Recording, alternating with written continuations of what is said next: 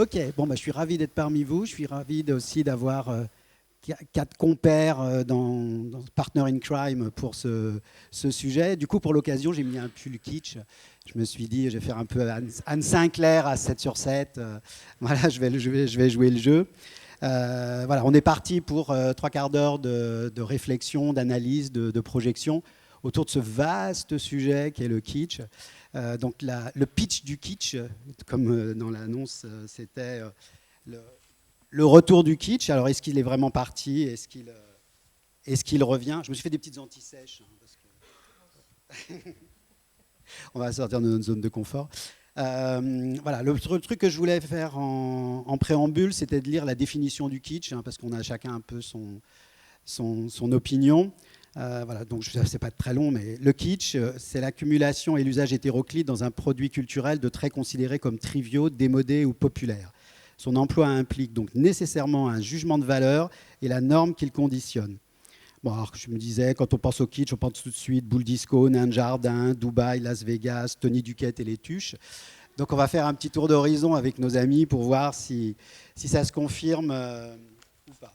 Avant de commencer, c'est vrai que le kitsch, est-ce qu'il y a un retour du kitsch? Est-ce qu'il est jamais parti? Est-ce qu'il y a des typologies d'interprétation?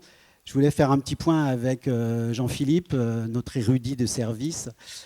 Justement, est-ce que le retour du kitsch, il est parti, il revient, il a toujours été là? Oui, c'est vrai que j'ai écrit un article sur le Oui, retour du ça. kitsch. Donc, ce qui m'a amené, et d'ailleurs, ce qui m'a amené à m'intéresser à ça, c'est un projet qui est en haut de l'Institut du monde arabe, et c'est ce restaurant Dar Mirma. Et c'était pas un procès d'intention sur la décoration de ma consoeur qui a fait ça, mais en fait, ça m'a interrogé sur tout d'un coup cette relation qu'il allait avoir entre ce nouveau projet qui s'inscrivait dans le bâtiment de Nouvelle. Je me suis aussi demandé ce que pouvait en penser Nouvelle. Je n'ai pas su, mais de façon indirecte, si j'ai su. Je crois qu'il n'était pas particulièrement ravi. Et c'est un autre débat. Et du coup, j'ai repensé aussi à mes profs en école d'archi qui disaient le style Napoléon III, c'est l'expression du kitsch parce que la forme, la structure disparaît sous le capiton, sous les draperies, sous les franges. Et donc, ça m'a amené à me poser la question, pourquoi aujourd'hui cette appétence pour le kitsch? Parce qu'effectivement, on a l'émergence de ce qu'on appelle un nouveau kitsch, parce qu'il y a toute une littérature en ce moment autour du kitsch, avec des ouvrages qui peuvent être intéressants. Et en fait, on s'aperçoit que le kitsch, on le retrouve partout, dans l'art, dans la mode, voire même dans la politique. Il y en a qui disent que, par exemple, Trump, c'est l'expression du kitsch, une expression assumée, qui va chercher d'ailleurs une population qu'il cible. Donc, on voit que le kitsch peut être assumé. Et donc, plutôt que de faire un procès d'intention, c'était de se dire pourquoi aujourd'hui le kitsch rentre en résonance avec un certain nombre de personnes, pourquoi il devient successful et pourquoi et va-t-il continuer? Et finalement, est-ce que c'est juste une mode sans lendemain ou si c'est quelque chose de plus profond qui marque notre société aujourd'hui? Daphné, on va continuer avec toi, ma voisine. Justement, est-ce que le kitsch, on n'est pas dans une période de quiet luxury, de bourgeoisisme, de bien-pensance, de confort, de conformisme? Est-ce que c'est pas justement ce petit côté poil à gratter que tu cultives, justement le symbole de ce pas de côté, de cette nouvelle élégance un peu décalée? Eh bien, je prends un micro.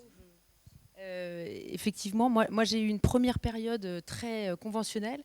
Depuis des années, j'allais vers ce qui me semblait être le beau et le bon goût, et tout en ayant quelque chose comme ça qui venait toquer à la porte et qui m'appelait comme une sorte de coming out décoratif vers mon amour profond pour le kitsch, le mauvais goût, le vulgaire que j'affectionne tellement et qui est toujours quelque chose qui me plaît tellement plus que le fameux bon goût, ce qu'il faut faire, ce qu'il faut... Eh ben, le bon goût, c'est la convention, c'est l'espace bien pensé, les belles matières, l'espèce de l'air du temps. Et en fait, pour moi, c'est également un peu l'ennui. Je trouve que c'est un peu la mort de tout ce qui est bien pensant. Enfin, moi, je cherche surtout l'émotion et la surprise. plutôt que l'indifférence, en fait. Je cherche plutôt à ce qu'on m'aime ou qu'on me déteste, et dans mes décors, évidemment. Parce que moi, je suis quelqu'un de merveilleux. mais voilà, c'est quoi le kitsch? C'est le too much, et c'est l'émotion,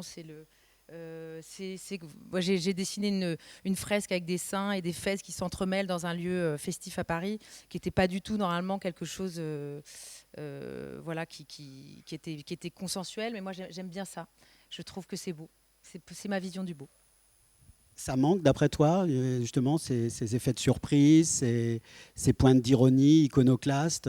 On est dans un conformisme ambiant. Il y a un retour à l'ordre moral, d'après toi?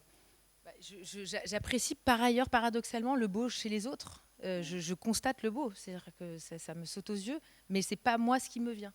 Et effectivement, moi, j'ai envie d'éveil, d'émotion, de croustillant, de choc, de claque. C'est ça qui m'amuse, mais d'ailleurs dans ce que je bouffe, dans toute ma vie en général. Je préfère soit me coucher tôt, soit ne pas me coucher du tout. Mais l'entre-deux ne m'intéresse pas dans mes décors. Je vous invite à aller faire un tour à la Mondaine. Il y a de la boule disco. Voilà, un lieu où il y a du coquin, il y a du croustillant, donc vous serez servi. Chloé, moi, quand on a préparé la table ronde, tu m'as parlé de... Je te tutoie, hein, bon, voilà, cool. Tu m'as parlé plutôt, toi, d'histoires à raconter. Le kitsch, ce sont des rencontres, ce sont des émotions, c'est des juxtapositions, des erreurs, des surprises, des choses en urgence, de la dernière minute. Je pense que ton pull résume bien. On ne sait pas vraiment pourquoi, mais il y a quelque chose qui nous attire, qui est au-delà du bon goût, effectivement, et où on se retrouve, qui nous rappelle quelque chose. J'étais assez étonnée, moi, au départ, par la formulation du kitsch, que je n'avais pas du tout intellectualisée. Mais effectivement, en discutant ensemble, je me suis rendu compte qu'il y avait peut-être quelque chose dans notre travail, en tout cas nous au studio, qui est le fait d'aller chercher des décors qui ne sont pas trop figés, et qui vont être empreints de surprises et d'éléments trouvés chinés au gré du projet, et qui viennent en fait donner un sentiment d'appropriation quelque part. Tout d'un coup, on a un élément qui n'a rien à voir avec l'histoire qu'on voulait raconter, qu'on vient rajouter, et puis qui crée un petit décalage, et chacun va y raconter son histoire, va reconnaître un vase qu'il avait chez sa grand-mère. On arrive à nouer, je trouve, des décors complets, en fait, avec plein de petites choses raccrochées les unes aux autres de façon un peu hasardeuse. Et ça donne un côté, je pense, surprenant, amusant. Peut-être qu'on essaie de pas trop se prendre au sérieux. C'est peut-être là l'idée du kitsch aussi, et qui nous fait tous quand même du bien quand on va dans un endroit où on sort et on n'a pas envie d'être trop figé, je pense. Pardon, je rebondis juste sur ce que vient de dire Chloé. C'est vrai qu'il y a aussi ce truc d'humour et d'amusement. C'est-à-dire que c'est des décors où tout d'un coup, il y a un peu d'autodérision, il y a ce petit pas de côté, et qui est bienvenu et qui fait du bien. Voilà, comme ton pull. Il va faire recette. Est-ce que c'est pas aussi, justement, on va continuer Chloé, dû au fait qu'il va y avoir trop d'intelligence artificielle, trop de formatage, trop d'algorithmes, trop de prévisionnel, et que justement, on va avoir besoin, les clients, les consommateurs, les gens vont avoir besoin de dérapage, vont avoir besoin de surprises, vont avoir besoin de quelque chose d'autre. As-tu suivi la conférence précédente ? Je ne sais pas si tu as vu le visuel de l'homme dans sa tenue de cosmonaute sur un cheval dans l'espace, mais je trouve qu'on était assez kitsch quand même dans la représentation. J'ai l'impression, enfin j'ai envie de me dire que l'intelligence artificielle sera un outil aussi pour développer notre imaginaire, et qui nous permettra d'aller jusque-là aussi. La part belle à la création. Je me tourne maintenant vers Pierre. C'est à toi, c'est ton tour. En général, le kitsch, ça ne va pas bien avec la notion du chic, avec la notion d'élégance, avec la notion de luxe. Toi, tu chahutes les références, tu les emmènes beaucoup plus loin. Qu'est-ce que toi, tu as comme approche du kitsch ? Alors, mon approche, je dois dire que je n'intellectualise pas du tout cette question du kitsch que j'ai découvert dans le titre de la conférence. Pour moi, c'est une attitude, c'est d'un côté ceux qui osent et de l'autre côté peut-être ceux qui n'osent pas. C'est cette espèce d'attitude dans la vie en fait en général, et pas seulement ni dans le décor ni même dans la mode. C'est une attitude de voir au-delà des apparences, et aussi de comment on appréhende notre vie quotidienne. Est-ce qu'on l'appréhende avec fantaisie et bonne humeur et voilà, et de manière légère plutôt que... Pardon ? Oui, la fantaisie, parce que le kitsch, il y a toujours cette espèce de petit saveur péjorative derrière, qui fait qu'il y a ceux qui ne le sont pas et ceux qui le sont. Et ça permet de ceux qui n'osent pas de se prémunir de ce côté plutôt le goût accepté. Donc du coup, le kitsch, c'est toujours un petit peu ce qui est too much, ce qui est peut-être un petit peu, effectivement, ça va trop loin, et c'est peut-être un effet de mode, et il y a un côté un peu extravagant qui n'est pas ce qui devrait être. Bon, mais ça fait quand même quelques décennies qu'on est un peu au-delà de tout ça, hein, mais ça reste encore une réalité aujourd'hui. Et c'est d'ailleurs la preuve, alors qu'effectivement, fantaisie, qui est quand même dans la décoration et dans l'art de vivre à la française, quand même, ça traverse les siècles. Hein. Tout ce qui est resté dans les musées, c'est la fantaisie. Et alors j'irais peut-être un peu trop loin en disant l'excès de minimal et l'excès de comment dire, de bon goût, c'est aussi très kitsch, quoi. C'est quand le temps est passé, quand les grands maîtres du minimal sont passés, les quelques dizaines d'années, ou les quelques années plutôt, des années 80-90 sont passées, faire encore du minimal, c'est kitsch. Enfin, donc on peut aussi voir les choses de manière très transversale. Et quand tout est accepté, quand le Napoléon III est accepté, quand c'est devenu presque banal d'avoir des chaises balais, les Napoléon III pour une salle de conférence, c'est plus kitsch. Donc ouais, c'est très, il y a aussi une histoire de ceux qui ont osé, ceux qui ont défriché les territoires, et que c'est passé dans le goût communément acquis, quoi. Tu as cité les arts décoratifs français, les artisans d'art, toi qui as l'habitude d'œuvrer avec des talents comme ça. Est-ce qu'eux sont sensibles au kitsch ou... Est-ce qu'ils sont sensibles au kitsch ? Une fois de plus, c'est pas un mot qu'on prononce. Alors, est-ce qu'ils sont sensibles au kitsch ? Est-ce que l'ornement c'est kitsch ? J'ai envie de dire, pourquoi pas ? Tout est kitsch. Des spots des spots intégrés dans une salle gothique, c'est kitsch. Tout est kitsch. Donc à ce moment-là, il ne faut mieux plus rien faire, quoi. Donc au contraire, l'excès et l'ornementation et comme une fois de plus, j'intellectualise pas, j'ai plutôt une approche intuitive. Je suis pas dans la théorie, je suis pas dans des cases. Donc du coup, je prends les choses, et les métiers d'art, pour qu'ils s'expriment, il faut quand même de la surface, il faut quand même de la matière pour pouvoir exprimer les fameux métiers d'art. Les textiles, où c'est absolument passionnant, les technologies derrière, tous ces métiers qui soient manuels ou plus industriels, comme le tissage. Tout ça, c'est absolument passionnant. Et pour les développer, pour aller plus loin, pour innover, pour créer, pour être créatif, pour proposer autre chose que ce que les autres proposent, il faut bien aller sur l'ornementation, il faut bien de la surface, mais pas que. Il faut aussi tout ça. L'objectif étant aussi de faire rêver, de faire des produits qui donnent envie. On a tous autant qu'on est, on a tout. On n'a plus besoin de rien.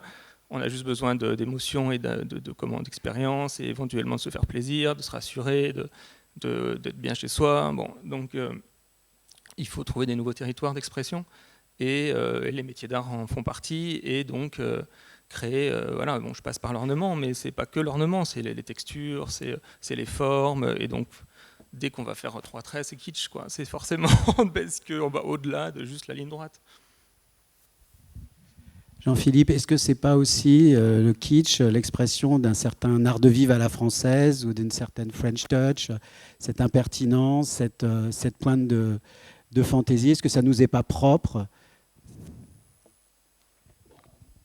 Déjà, je pense que ce qui est intéressant, c'est qu'on vit dans une époque où il n'y a pas un mode de pensée qui est unique, et de dire que tiens, il faut faire du kitsch parce que c'est la mode, ou il faut faire moins kitsch, plus kitsch, ça n'existe pas. Je ne vais pas l'expliquer chez Nelly Rodi, mais justement les tendances sont beaucoup plus en fusion. Alors là, du coup, tu m'as demandé, moi c'était assez voilà. drôle parce que tu m'as demandé de trouver des visuels Tu nous en as confié plusieurs. exprimant le kitsch dans mes projets.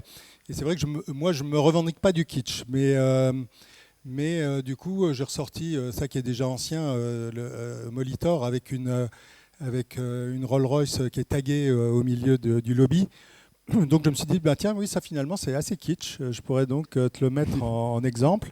Et puis les autres images, c'est le Negresco où on travaille. C'est une en ce moment. avant-première. Hein. Comment ? C'est une avant-première, hein, ces images. Oui, c'est une avant-première. Oui, on ouvre un spa qu'on a créé donc au Negresco et le Negresco, par certains, il est qualifié de kitsch. Alors est-ce qu'il est kitsch, est-ce qu'il n'est pas kitsch ? Donc ça, c'est un visuel sur l'accueil du spa. Et en fait, moi, j'avoue que je ne me pose pas non plus tellement la question dans ce sens. Pour moi, je me la pose en termes de cohérence de projet. C'est-à-dire que j'adore être au Negresco parce que du coup, je suis confronté avec un univers qui me permet de toucher peut-être le kitsch, j'en sais rien. Je ne me le pose pas dans cette question, mais en fait, je suis porté par le lieu pour aller raconter une histoire qui fait sens avec le lieu. Et bon, ça, c'est vraiment mon mode de travail. Donc, je ne me dis pas c'est kitsch, c'est pas kitsch. Ça m'intéresse de comprendre pourquoi tout d'un coup les restaurants de Daphné sont pleins de clients, avec des clients heureux. Ça m'intéresse, oui. Donc c'est vrai que j'aime bien aussi dans notre travail d'essayer de décrypter, de comprendre notre époque.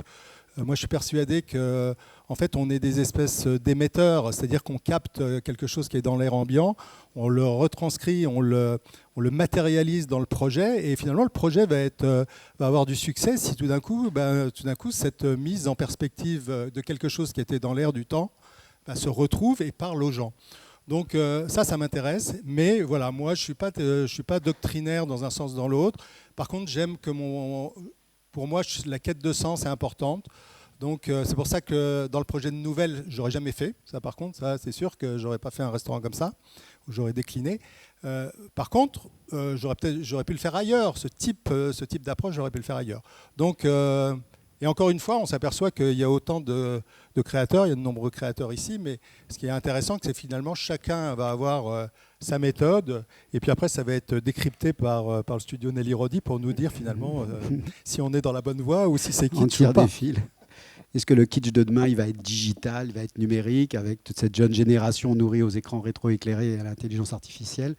Il y a sûrement des pistes à voir. De toute façon, le kitsch aussi, culturellement, il est aussi complexe. On n'a pas la même vision, qu'on soit en Amérique du Nord, qu'on soit au Moyen-Orient, qu'on soit en Corée ou en Australie. Donc on a aussi des points de vue qui sont différents. Mais voilà, toi cette expression aussi d'un nouvel art de vivre à la française autour du kitsch, ça, tu y es sensible ou ça te paraît totalement anecdotique, voilà, de coller cette idée du pas de côté sur cette identité française Je ne sais pas si c'est totalement lié au côté français. Je pense qu'aujourd'hui, on s'inspire de tous les projets aux quatre coins du monde comme si c'était la porte à côté. Et donc, en fait, le kitsch qui était... Enfin, je pense à Martin Brodinski qui est génial et qui est génial, selon moi, qui se permet des trucs complètement fous. Ça devient une sorte de norme. Et donc, du coup, le kitsch devient une sorte de norme. Donc, où est le kitsch ? Quel est le kitsch de demain ? C'est la question que je me pose. Après, dans mon cas, moi, j'essaye pas de me coller à la tendance du moment. J'essaye surtout de rêver, éveiller et de créer ce qui me vient, bien sûr, en comprenant et en essayant d'observer les projets qui sortent et voilà, les apprécier ou pas, mais de faire autre chose. J'essaye pas de coller tellement à la tendance. Voilà. C'est bien. Et Chloé, toi, tu me parlais de rapport presque affectif avec les objets et l'obsession du vintage, d'introduire des pièces qui ont une mémoire, qui ont une histoire, et souvent de les chiner à la dernière minute, voilà, des choses qui sont un peu dues au hasard, dues à l'urgence. Oui, ça c'est plutôt une méthode. Après, je ne sais pas si c'est lié à une volonté de kitsch, parce que effectivement, je suis un peu comme toi, Pierre, j'avais pas vraiment intellectualisé le sujet. Donc je ne sais pas vraiment quoi dire de plus sur ça, mais je crois que Il y a effectivement, en tout cas, un sujet sur ce mot-là avec peut-être un côté légèrement péjoratif. Je pense qu'en tout cas, la liberté de pouvoir s'offrir un peu de fantaisie et de véhiculer un peu de fantaisie dans nos métiers est quand même une chance au quotidien et nous permet de beaucoup nous amuser et de transmettre ça à nos clients directs qui sont des hôteliers, des restaurateurs, des marques, et ensuite de permettre à des usagers en fait de vivre ces expériences-là. Kitsch ou pas, je ne sais pas, mais c'est vrai que c'est une grande chance que nous avons. Est-ce que ce n'est pas à nous de générer cette mission justement de réveiller nos clients, de réveiller nos interlocuteurs? Est-ce qu'on ne doit pas être là un peu le poil à gratter? Parce que peut-être qu'ils sont très frileux, ils ont du mal à oser, donc est-ce qu'il ne faut pas les pousser dans leur retranchement, les perturber, les déstabiliser? J'avais eu justement un retour que j'avais trouvé très intéressant d'un usager de l'hôtel Saint-André-des-Arts qui est à côté, qui m'avait dit « Chloé, tu nous apprends à regarder l'intérieur ». Et j'avais trouvé que c'était un très beau compliment parce qu'effectivement, on travaille beaucoup sur nos projets, on les dessine beaucoup, on les anticipe énormément. Et de voir que quelqu'un qui n'est pas forcément sensible ou professionnel de l'architecture se rend compte de ça, j'ai trouvé que c'était un très beau message en tout cas.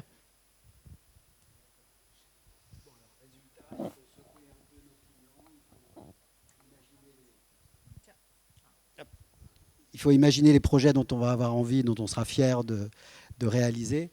Genre surveille l'heure. Non, c'est bon. Pour être un peu poil à gratter, je voudrais dire quand même que heureusement, il n'y a pas que le kitsch qui peut faire rêver quand même. Hein. On a en fait, l'abstraction peut faire rêver aussi. Donc la surenchère n'est pas la seule pour s'évader en fait. Hein. Donc, non, mais c'est peut-être un moyen en ce moment où on est quand même dans un contexte assez anxiogène, un moyen d'amener du bien-être, du feel-good, non, mais l'époque du divertissement. L'époque appelle ça, il faut voir quand même que le kitsch, d'une façon générale, puise son inspiration souvent dans des modèles plutôt historiques. Donc en fait, il y a quelque chose, à mon avis, qui est rassurant dans un univers qui est kitsch, qui est abondant, qui est joyeux, qui est optimiste. Donc je pense que c'est réellement une réponse à notre époque, ça c'est sûr. Bon, mais est-ce que c'est la seule? Peut-être pas. Et je pense que voilà, ça dépend du talent de chaque créateur de savoir en fait sublimer ce qu'il a à dire, que ça soit par le kitsch ou finalement un autre mode d'expression. Donc c'est pas le retour du kitsch, c'est le retour des kitsch. Oui, tout à fait. Non, mais c'est effectivement, en général, nos clients ont peur du kitsch. Donc moi, je me retrouve en ce moment dans un projet où mon client m'a choisi, en même temps, il a peur de moi. Et moi, j'ai peur de lui parce qu'il veut m'emmener dans du contemporain. Donc je lui dis, mais en fait, bon, bref, on ne se comprend pas, mais ça va bien se passer. Et donc, ils ont peur de ça. Finalement, quand on les bouscule, ils se disent... Pourquoi ils ont peur? Parce que ils ont peur de faire des fautes de goût, voilà, de ne pas être dans la bien-pensance. Exactement. Et à l'arrivée, les clients... Ils doutent d'eux-mêmes. Je pense que les clients sont beaucoup plus heureux, je pense, quels qu'ils soient, que ce soit des gens plus jeunes ou plus vieux que moi. Moi, j'ai vu, pour certains projets, des gens de la génération d'en dessous et de celle du dessus qui me disaient c'est super, etc. Donc, effectivement, il faut prendre oser en fait un peu bousculer son client. Et j'ai l'impression qu'après, de manière assez universelle, alors que c'est quelque chose effectivement de surchargé, eh bien, il y a ce côté réconfortant, un peu chaleureux, qui je pense est peut-être le lien dans nos différents projets, de souhaiter faire quelque chose qui rassure, qui réconforte et qui soit chaleureux. Et par ailleurs, je me contredis, j'aime beaucoup aussi les décors très purs, donc c'est là où je ne me comprends plus. Mais voilà. On est tous très doubles. Par contre, est-ce que le kitsch, ça vieillit bien? Est-ce que ça passe bien dans le temps? Alors ça prend la poussière, hein, on va pas se mentir. Le kitsch. Il faut avoir une équipe ménage hyper structurée. Mais en général, peut-être qu'ils en ont peur aussi parce qu'ils ont peur de s'enlacer. Voilà, il y a un effet immédiat qu'on consomme de façon spontanée, mais tout d'un coup, il faut à nouveau régénérer tous ces process. Mais on a besoin du kitsch pour faire sortir les gens de chez eux, pour les emmener dans des nouveaux restaurants, des nouveaux hôtels, des nouveaux parcs d'attractions, ça c'est sûr.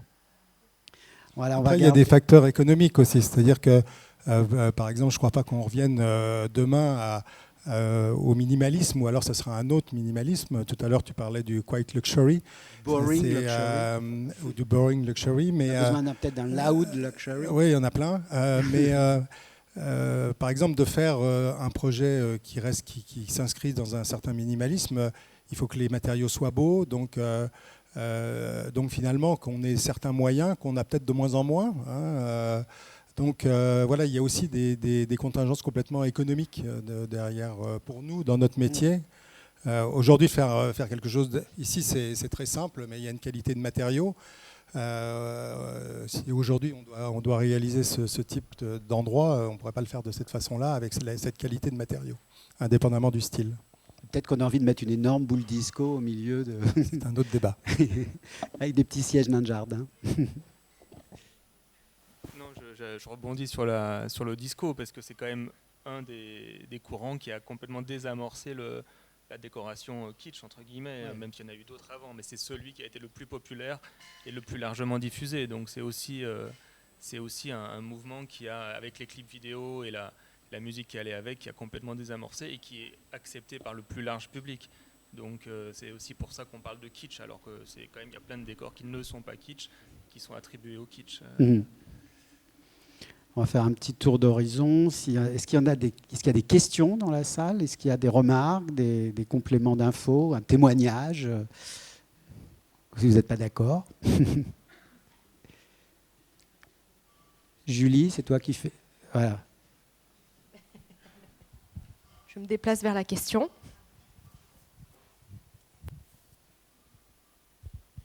Bonjour, je me demandais, est-ce qu'il y a d'autres tendances que vous avez identifiées un peu surprenantes comme le retour du kitsch dans les tendances actuelles que vous auriez pu identifier sur certains projets que vous avez en cours? Nous, ce qui nous intéresse, c'est toutes ces nouvelles esthétiques digitales, numériques, qui émanent à la fois des millennials, mais aussi des Gen Z et bientôt de la génération alpha. Tous ces imaginaires qui sont générés par ces écrans rétroéclairés modifient complètement les perceptions de l'espace, des matières, des couleurs, des perspectives, des motifs. Donc il y a un nouveau kitsch digital qui est en train de se mettre en place, mais qui a aussi des incidences sur la façon de créer. On crée d'abord des images numériques avant de créer autre chose. On distribue, on fabrique ce que l'on a imaginé déjà sous images numériques. Enfin, ça génère de nouveaux éditeurs, de nouvelles esthétiques, une nouvelle communication, une nouvelle distribution, une nouvelle création. Donc, c'est pour ça que la table ronde précédente sur l'intelligence artificielle est fondamentale. On ne se rend pas compte de tous les champs des possibles. Voilà. Et puis après, il y a des nouvelles tendances aussi qui sont générées par d'autres cultures. Ce qui est en train de se passer au Moyen-Orient en ce moment est fantastique. Ce qui est en train de ayez le radar sur l'Arabie Saoudite, le Qatar. Alors après, mettez de côté vos regards politiques ou autres, mais cette culture du divertissement, voilà, il y a un nouveau kitsch, nouveau riche qui est en train de se mettre en place et qui est passionnant. Le projet Neom, par exemple, en Arabie Saoudite, enfin, il y a plein de choses. Voilà. Renverser le système, parce que d'habitude c'est vous qui posez des questions, et moi j'ai une question pour la salle. Alors vous n'aurez pas peur de lever le bras, mais comme il y a plein de confrères et consoeurs, c'est qui se réclame du kitsch dans la salle?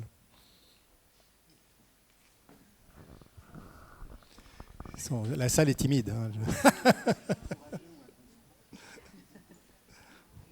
Est-ce que vous voulez faire un commentaire ou...